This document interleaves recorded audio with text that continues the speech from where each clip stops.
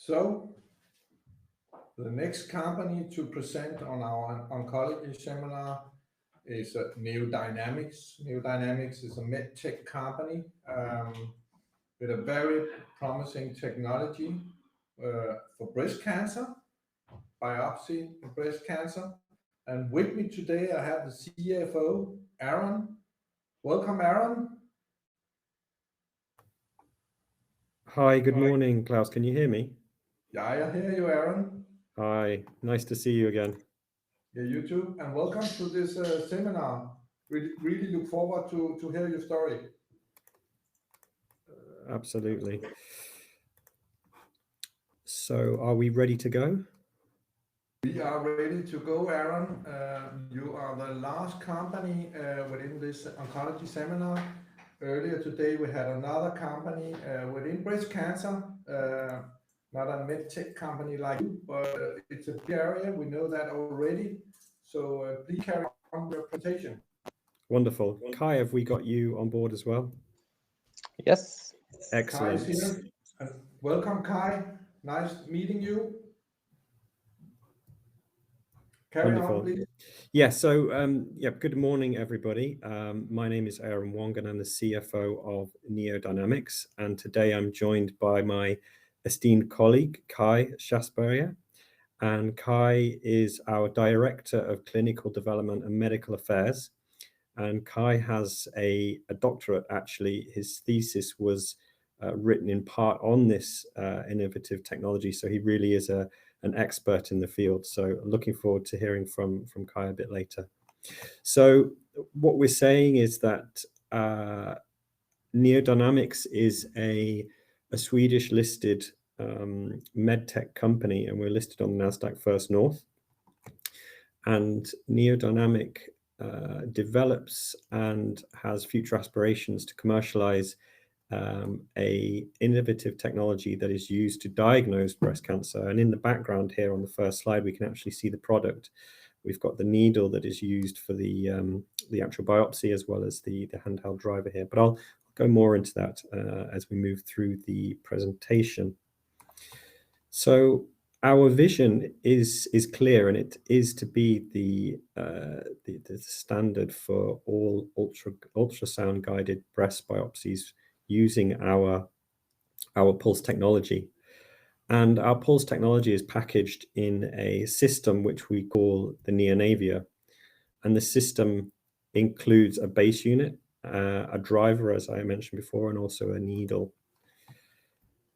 So on this slide, I'd just like to kind of talk you through how the pulse technology works, and sort of just show you on the right-hand side a small diagram of the needle inserting into a lesion here. So the needle advances very gradually through the tissue using these precision pulses.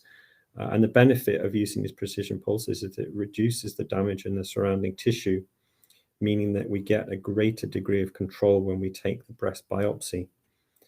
And this is very important to note that not all breast tissue is the same density.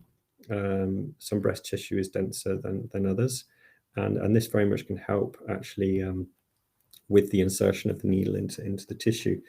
And the system facilitates the maximum yield for any lesion size, type of location, including challenging areas such as the axillary lymph node, which our flexi needle is particularly useful for. And the pulse technology, as I mentioned, it really reduces the need to kind of force the needle into the tissue. So it's kind of like gliding through butter, so to speak. And it's very easy to operate. And because we have 3 different needles, the clinician that is taking the biopsy can actually choose which one they want to use at the start of the procedure, which gives them a greater degree of flexibility. And in the next slide, I'd just like to share if it will work. It was a small video. Klaus, can you press? There should be a small play button that allows us to press the in video. Well, I'm not able to do that in the presentation, Aaron. Okay. Sorry about that. I hope you can explain the video. Okay, I'll explain the video in the best way I can. So on the left, you would have seen an insertion of a regular type of biopsy needle and the kind of surrounding tissue kind of being distorted as the needle traveled through the tissue. On the right-hand side, our pulse technology was gently kind of moving the needle through the tissue. So that's what that was meant to show, but hopefully I described it in a good way for you all. And as I touched on, we have 3 different needles and one system. So one system, 3 needles, and the 3 needles that we have are the VacuPulse, which is a vacuum needle with pulse control, and that's the needle illustrated on the far left with the white hand tile driver. We then have in the middle the core pulse, which is a core needle with pulse control as well. And then the right-hand side is the flexi needle, or the flexi pulse, which is the needle where you've got maximum accuracy in sampling tissue from hard-to-reach lesions, specific in the axilla. And that's like a front-loading kind of core needle. And I'd like to just move on to the benefits, both from the patient side and also the clinician or physician side. So for the patient side, there is a high degree of accuracy. With our technology and with our product, there can be fewer incisions, which then means less hospital visits and doctor's appointments. So it's more convenient for the patient, and there's a minimized risk for rebiopsy as we can take larger samples with our needles, and this in turn enables prompt and adequate diagnosis. And given the suite of needles that we have, it ensures an optimal and tailored treatment for every woman. Yeah, On the so Aaron, it's fair to say that the 2 needles, the vacuum and the deep needle, is already used today, but the new thing on your technology is actually the way you do it, the amount of samples, and also the pulse technology. Is that fair to say, Aaron? Exactly, you're absolutely right, Klaus. And I think that's the value proposition, is that our technology is something that isn't on the market and hasn't been seen before. So we very much believe that will be the kind of value proposition to both clinicians and patients for the diagnosis of breast cancer, yes. And then on the opposite side, we have the physician perspective. So with the suite of needles, we have one system for all ultrasound guided biopsies. So we believe and we trust it's easier to use for the clinicians.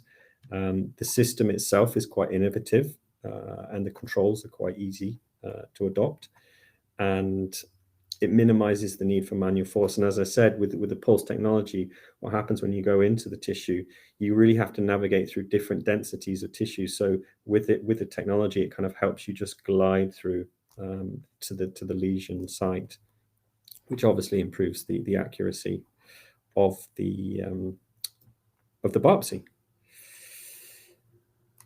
So after talking a little bit about the product and what it is, I just want to talk a little bit about our strategy and where we see the company going and what we have ongoing at the moment and where we want to be. So currently we have active sites in Europe evaluating the product in reference clinics, and we've seen some symbolic sales in key centers. And I think it's important to note that we have quite a small but highly skilled sales force. And combined, they have over 80 years of experience from large medtech and biotech companies such as Bayer, Takeda, and Daiichi Sankyo. And the focus for them really is to engage with the key opinion leaders in order to build, as I said, reference clinics and trust within the pilot studies. from that, we are kind of using it as a springboard into the USA. And the USA will very much look on the kind of commercialization in Europe to help introduce the product to the market there. And earlier this year, we had our application submitted to the FDA, known as a 510(k) application. And yeah, as I mentioned, the US health professionals will look towards European reference clinics. And we anticipate that in order to get the ball rolling, we will be initiating sales directly from Neodynamics to start with. And then in order to build volume, we will leverage a form of partnership with a third party in order to facilitate the kind of market penetration in the US. And then following that, we then kind of move over to China, where we trust in 2024 we will have some form of hopefully approval in China, where we will piggyback off the FDA approval in the USA, because the Chinese regulatory process very much looks to the USA and sees how it was conducted there. And it should be noted that the USA really is kind of the home of medtech. I mean, if you're not in the USA, it's difficult to really look at other countries around the world. So, and that's the reason why we've gone in this particular manner. And we have connections directly into China through our larger shareholders. So we have both the knowledge and we have the connections to really enter China. So, having talked a little bit about the strategy, what I'd like to do is introduce Kai, and Kai will walk through a little bit about the clinical part of our business and also provide some insight into the different moving parts. So Kai, welcome. Oh, I think you may be on mute. Now, can you hear me? Yes. Perfect. So thank you for the opportunity to speak here and give some insights into our clinical work. My name is Kai Schesburger. I've been with the company for more than 10 years now, and I would like to highlight two aspects. First one, please, next slide, being the certification process in the US. So what's only a small bullet point on the slide of Aaron, our CFO, is actually a long and winding road. Next slide. I want to give you a brief picture of both how incredibly intricate this process has been and how close we are to the finish line. Gladly. So we've been working on this, the whole certification process in the US since 2018, when we chose an experienced regulatory partner, consultants in the US. Together, we devised a lean and cost-effective regulatory strategy to get the product certified. And in the first meeting we had with the FDA, those plans got shut down. They required us to perform an in vivo study in an animal model, so just as our competitors have done before us. So I guess a tight dialogue with the FDA as early as possible is so important to get you guided in the right direction. We then selected the clinical research partner, devised plans for a study, presented to the FDA again, and hit another roadblock. So the plans were not extensive enough. They required several models. They required multiple probes to be tested and multiple probes to be part of the study instead of only one, as we had originally planned to.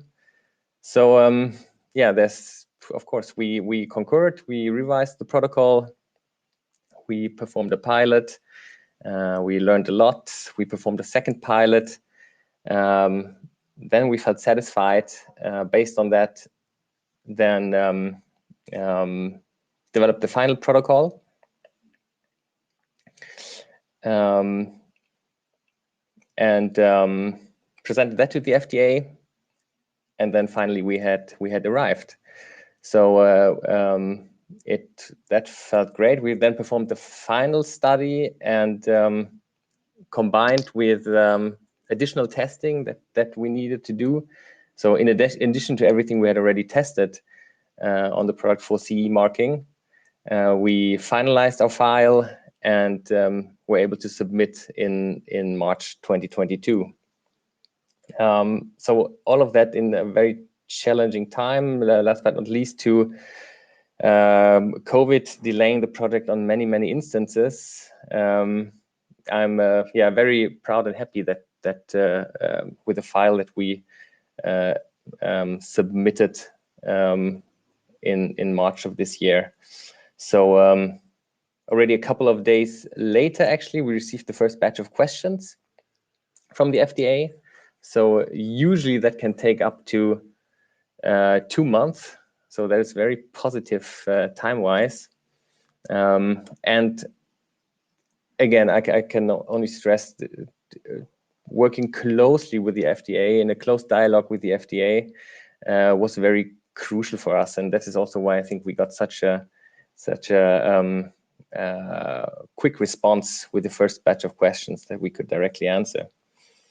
So from submission to then getting the product certified for our kind of product, it's expected to take around 6 months.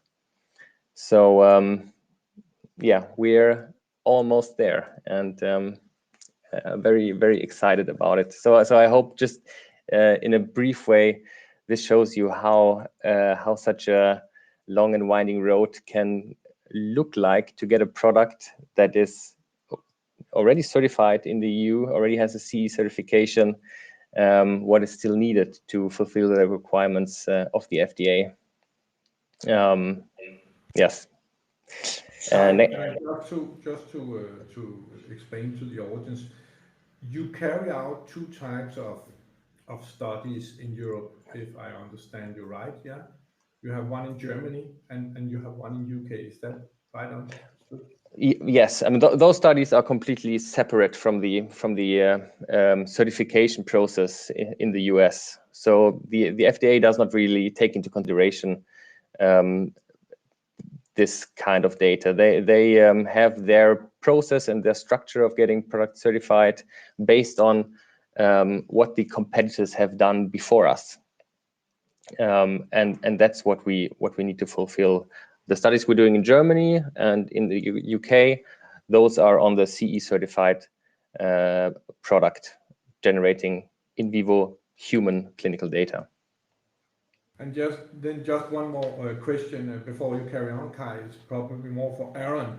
Could you very briefly touch upon what market, because breast cancer is the biggest indication for women, but what market are you addressing, and then what competitors do you see out there?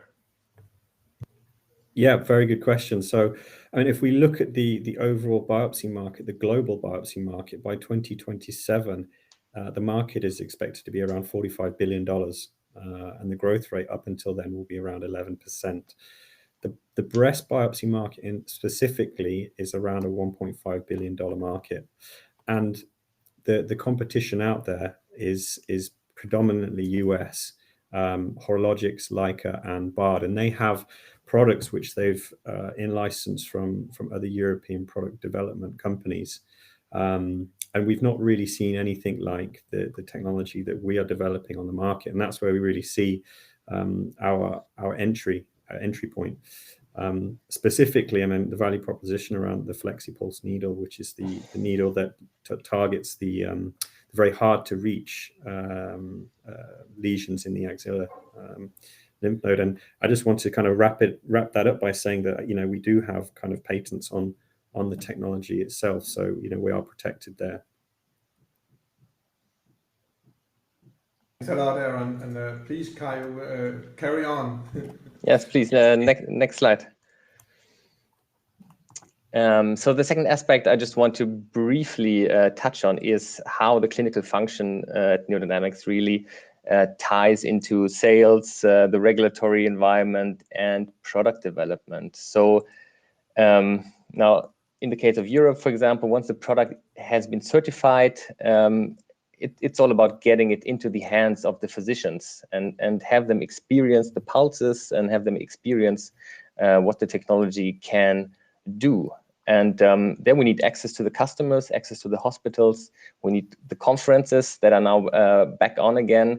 So we do a lot of demos at hospitals, at conferences, where we get access to a lot of physicians at the same time. And once the interest is there, that naturally transforms or transitions to pilot studies or pilots at the hospitals, where the physicians use the system then in clinical practice. And we have additional, I would say, clinical tools to get the physicians excited and engaged, such as clinical studies that you touched on, and a device registry that we are setting up in Germany right now.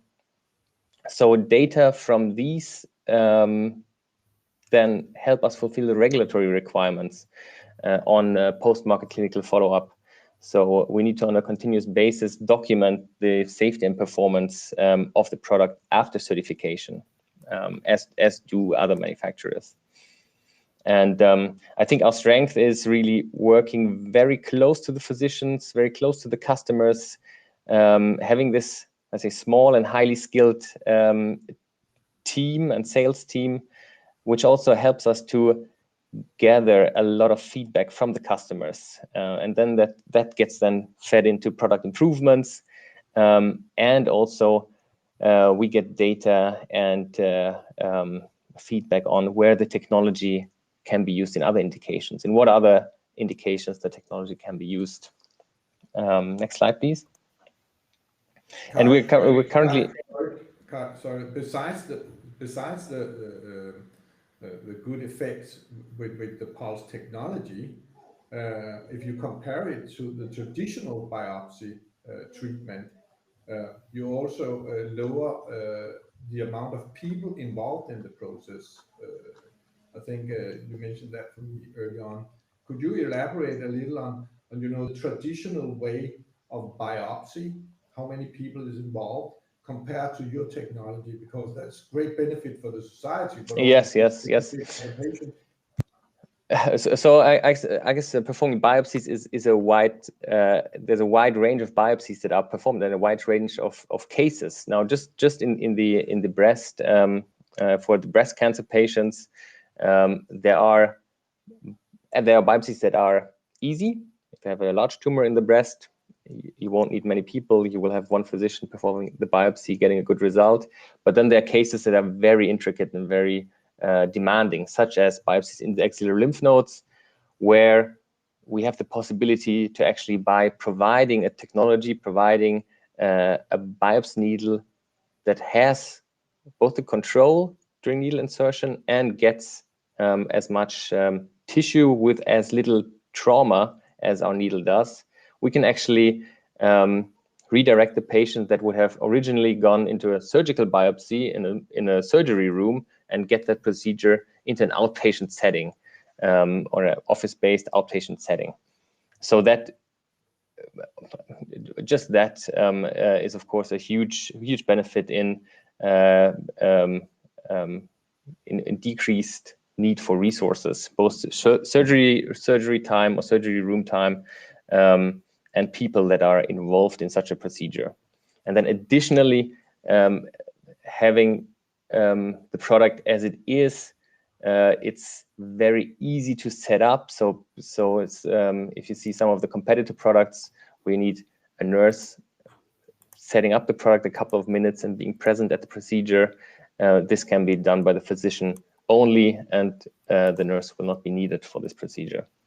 So I think it's a wide range of benefits on the cost and resource side that we will be able to show. Yeah, so we're evaluating, of course, where the technology can be used as well, apart from the breast. And because it's a combination of indication size, the reimbursement, and the actual technology fit. So whether technology actually addresses a medical need and creates a benefit for the physician and the patient.